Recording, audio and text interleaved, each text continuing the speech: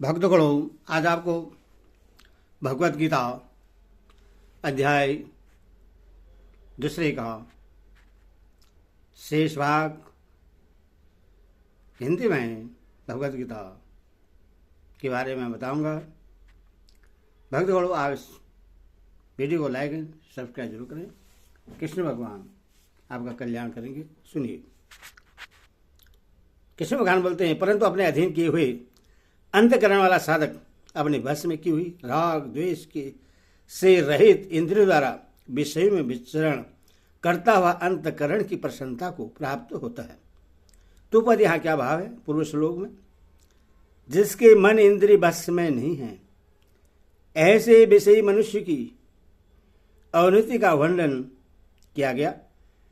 और अब दो श्लोकों में उससे विलक्षण, जिसके मन इंद्रिय बस में किए हुए हैं, ऐसे विरक्त साधक की उन्नति का वर्णन किया जाता है। इस भेद का घोतक यहाँ तुपद है। विधेयात्मा पद कैसे साधक का वाचक है, जिसका अंतकरण भली भांति वश में किया हुआ है, ऐसे साधक का वाचक यहाँ विधेयात्मक पद है। ऐसे साधक का अपने वश में की हुई राग द्वेष से रहित इंद्रियों द्वारा विषयों में विचरण करना क्या है? साधारण मनुष्य की इंद्रियां स्वतंत्र होती हैं, उनके वश में नहीं होती। उन इंद्रियों में राग द्वेष भरे रहते हैं।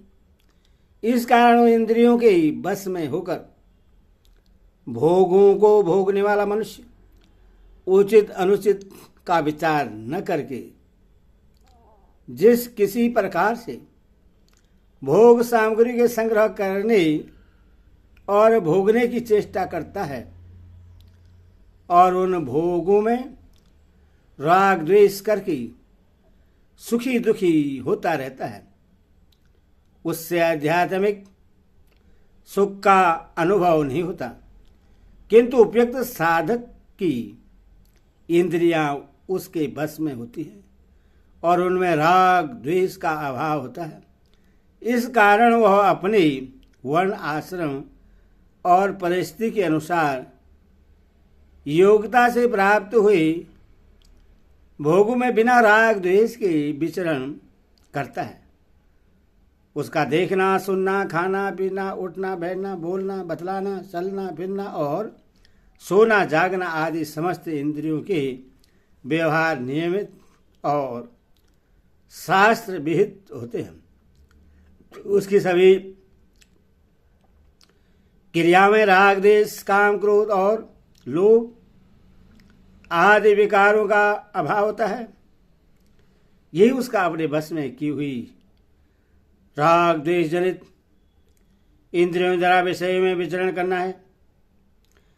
पहले 59वें श्लोक में यह कहा जा चुका है कि परमात्मा का साक्षात्कार हुए बिना राग का नाश नहीं होता, और यहाँ राग द्वेष जनित होकर विषय में विचरण करने से प्रसाद को प्राप्त होकर स्थिर बुद्धि होने की बात कही गई है।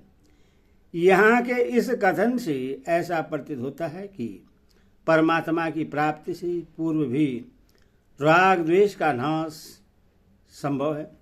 अतः में दोनों कथनों में जो विरोध प्रतीत होता है, उसका समन्वय कैसे होता है? दोनों में कोई विरोध नहीं है, क्योंकि वहाँ 59वें श्लोक में तो राग द्वेष का अत्यंत अभाव बतलाया गया है, और यहाँ राग द्वेष रहित इंद्रियों द्वारा विषय सेवन की बात कहकर राग द्वेष के सर्वदा अभाव की साधना बतलाई गई है। तीसरे अध्याय के 40वें श्लोक में इंद्रिया, मन और बुद्धि, इन तीनों को ही काम का अधिष्ठाता बतलाया है। इससे यह सिद्ध होता है कि इंद्रियों में राग द्वेष न रहने पर भी मन या बुद्धि में सूक्ष्म रूप से राग द्वेष रह सकते हैं।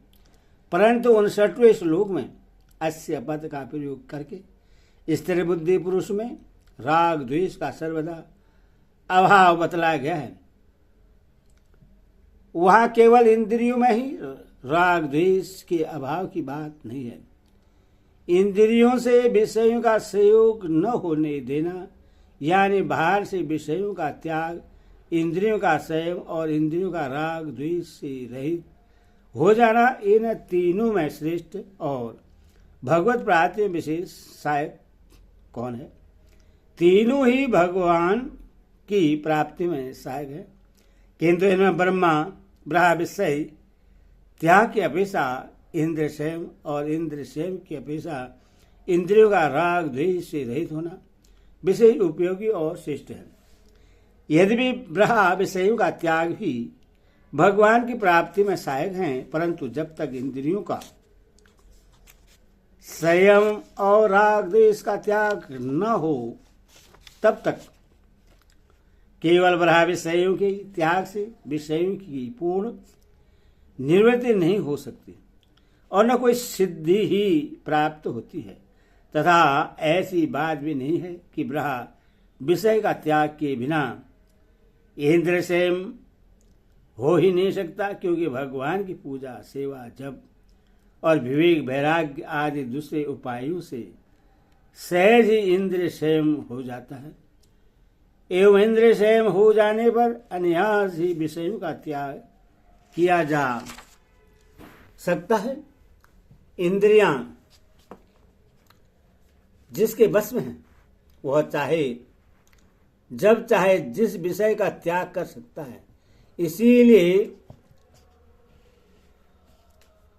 विषय त्याग की अपेक्षा इंद्रिय संयम श्रेष्ठ है। इस प्रकार इंद्रिय संयम भी भगवत प्राप्ति में सहायक है, परंतु इंद्रियों के राग द्वेष का त्याग हुए बिना केवल इंद्र संयम से विषयों की पूर्णतः निवृत्ति होकर वास्तव में परमात्मा की प्राप्ति नहीं होती। और ऐसी बात भी नहीं है कि ब्रह्म विषय त्याग तथा इंद्रिय संयम हुए बिना इंद्रियों के राग द्वेष का त्याग हो ही न सकता हो। सत्संग, स्वाध्याय और विचार द्वारा सांसारिक भोगों की अनियता का भान होने से तथा ईश्वर कृपा और भजन ध्यान आदि से राग द्वेष का नाश हो सकता है। और जिसके इंद्रियों के राग द्वेष का नाश हो गया है उसके लिए ब्रह्म विषयों का त्याग और इंद्रिय संयम अनायास अपने आप ही होता है। जिसका इंद्रियों के विषयों में राग द्वेष नहीं है वह पुरुष यदि ब्रह्म रूप से विषयों का त्याग न करे तो विषयों में विचरण करता हुआ ही परमात्मा को प्राप्त कर सकता है। इसलिए इंद्रियों का राग द्वेष से रहित होना विषयों के त्याग और इंद्रिय संयम से भी श्रेष्ठ है। प्रसादम पद यहाँ किसका वाचक है? बस में कि भी इंद्रियों के द्वारा बिना राग द्वेष के व्यवहार करने से साधक का अंतकरण शुद्ध और स्वच्छ हो जाता है। इस कारण उसमें आध्यात्मिक सुख और शांति का अनुभव होता है। उस सुख और शांति का वाचक यहाँ प्रसादम पद है। इस सुख और शांति के हेतु रूप अंतकरण की पवित्रता को और भगवान के अर्पण की हुई वस्तु अंतकरण को पवित्र करने वाली होती है। इस कारण उसको भी प्रसाद कहते हैं। परंतु अगले श्लोक में उपयुक्त पुरुष के लिए प्रश्न चेतस्य पद का प्रयोग किया गया है। अतः यहाँ प्रसादम पद का अर्थ अंतकरण की आध्यात्मिक प्रसन्नता मानना ही ठीक मालूम होता है। अंतकरण की प्रसन्नता होने पर इसके संपूर्ण दुखों का अभाव हो जाता है और उस प्रश्न चित्त वाले कर्म योगी की बुद्धि शीघ्र ही सब ओर से हटकर एक परमात्मा में ही भली बात स्थिर हो जाती है। अंतकरण की प्रसन्नता से सारे दुखों का अभाव कैसे हो जाता है? पापों के कारण ही मनुष्यों को दुख होता है और कर्म योग के साधन से पापों का नाश होकर अंतकरण विशुद्ध हो जाता है तथा शुद्ध अंतकरण में ही उपयुक्त सात्विक प्रसन्नता होती है। इसीलिए सात्विक प्रसन्नता से सारे दुखों का अभाव बतलाना न्याय संगति है। सर्व दुखानाम पद किन का वाचक है और उनका अभाव हो जाना क्या है? अनुकूल पदार्थों के वियोग और प्रतिकूल पदार्थों के संयोग से जो आध्यात्मिक, आदि दैविक और आदि भौतिक नाना प्रकार के दुख संसारिक मनुष्य को प्राप्त होते हैं, उन सब का वाचक यहाँ दुखा नाम पद है। उपयुक्त साधक को आध्यात्मिक सात्विक प्रसन्नता का अनुभव हो जाने के बाद उसे किसी भी वस्तु के संयोग वियोग से किंचित मात्र भी दुख नहीं होता, वह सदा आनंद में मग्न रहता है। यही संपूर्ण दुखों का अभाव हो जाना है। प्रश्न चित्त वाले योगी की बुद्धि शीघ्र ही सब ओर से हटकर भली भांति परमात्मा में स्थिर हो जाती है। इस कथन का क्या भाव है? इससे यह भाव दिखलाया है कि अंतकरण के पवित्र हो जाने पर जब साधक को आध्यात्मिक प्रसन्नता प्राप्त हो जाती है, तब उसका मन क्षण भर भी उस सुख और शांति का त्याग नहीं कर सकता। इस कारण उसके अंतकरण की वृत्तियां सब ओर से हट जाती हैं और उसकी बुद्धि शीघ्र ही परमात्मा के स्वरूप में स्थिर हो जाती है। फिर उसके निश्चय में एक सहीदार निर्घन परमात्मा से भिन्न कोई वस्तु नहीं रहती। अर्जुन का प्रश्न स्थिर प्रज्ञ सिद्ध पुरुष के विषय में था। इस श्लोक में साधक का वर्णन है, क्योंकि इसका फल प्रसाद की प्राप्ति के द्वारा शीघ्र ही बुद्धि का स्थिर होना बतलाया गया है। अतएव अर्जुन के चौथे प्रश्न का उत्तर इस श्लोक से कैसे माना जा सकता है? यदि भी अर्जुन का प्रश्न साधक के संबंध में नहीं है, परंतु अर्जुन साधक है और भगवान उन्हें सिद्ध बनाना चाहते हैं। अतएव सुगमता के साथ उन्हें समझाने के लिए भगवान ने पहले साधक की बात कहकर अंत में 71वें श्लोक में उसका सिद्ध में उपसार कर दिया है। अर्जुन के प्रश्न का पूरा उत्तर तो उस उपसार में ही है। उसकी भूमिका आरंभ इन्हीं श्लोकों से हो जाता है। अतएव अर्जुन के चौथे प्रश्न का उत्तर यहीं से आरंभ होता है, ऐसा ही मानना उचित है। इस प्रकार मन और इंद्रियों को वश में करके अनासक्त भाव से इंद्रियों द्वारा व्यवहार करने वाले साधक को सुख शांति और स्थित प्रज्ञ अवस्था प्राप्त होने की बात कहकर अब 2 श्लोकों द्वारा इससे विपरीत जिसके मन इंद्रिय जीते हुए नहीं हैं, ऐसे विषयासक्त मनुष्य में सुख शांति का अभाव दिखलाकर विषयों के संग से उसकी बुद्धि के विचलित हो जाने का प्रकार बतलाते हैं।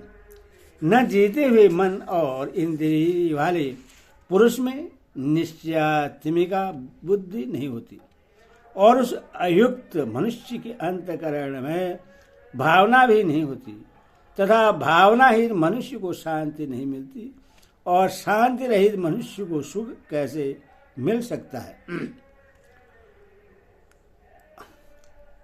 अनियुक्त पद यहाँ कैसे मनुष्य का वाचक है, जिसके मन और इंद्रियां बस में किए हुए नहीं हैं एवं जिसकी इंद्रियों के भोगों में अत्यंत आसक्ति है, ऐसे विषयासक्त अविवेक की मनुष्य का वाचक यहाँ अयुक्त से पद है।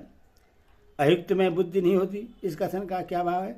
इससे यह भाव दिखलाया गया है कि 41वें श्लोक में वर्णित निश्चयात्मिका बुद्धि उसमें नहीं होती। नाना प्रकार के भोगों की आसक्ति और कामना के कारण उसका मन विक्षिप्त रहता है। इस कारण वह अपने कर्तव्य का निश्चय करके परमानंद के स्वरूप में बुद्धि को स्थिर नहीं कर सकता। उपयुक्त अंतःकरण में भावना भी नहीं होती। इस कथन का क्या भाव है? इससे यह भाव दिखलाया गया है कि मन और इंद्रियों के ही अधीन रहने वाले विषयासक्त मनुष्य में निश्चयात्मिका बुद्धि नहीं होती। इसमें तो कहना ही क्या है, उसमें भावना भी नहीं होती, अर्थात परमात्मा के स्वरूप में बुद्धि का स्थिर होना तो दूर रहा, विषय में आसक्ति होने के कारण वह परमात्म स्वरूप का चिंतन भी नहीं कर सकता। उसका मन निरंतर विषयों में ही रमण करता रहता है। भावनाहीन मनुष्य को शांति नहीं मिलती। इस कथन का क्या भाव है? इससे यह भाव दिखलाया गया है कि परम आनंद और शांति के समुद्र परमानंद का चिंतन न होने के कारण अयुक्त मनुष्य का चित्त निरंतर विक्षिप्त रहता है। उसमें राग, द्वेष, काम, क्रोध, लोभ, ईर्ष्या आदि के कारण हर समय जलन और व्याकुलता बनी रहती है। अतः उसको शांति नहीं मिलती। शांति रहित मनुष्य को सुख कैसे मिल सकता है? इस कथन का क्या भाव है?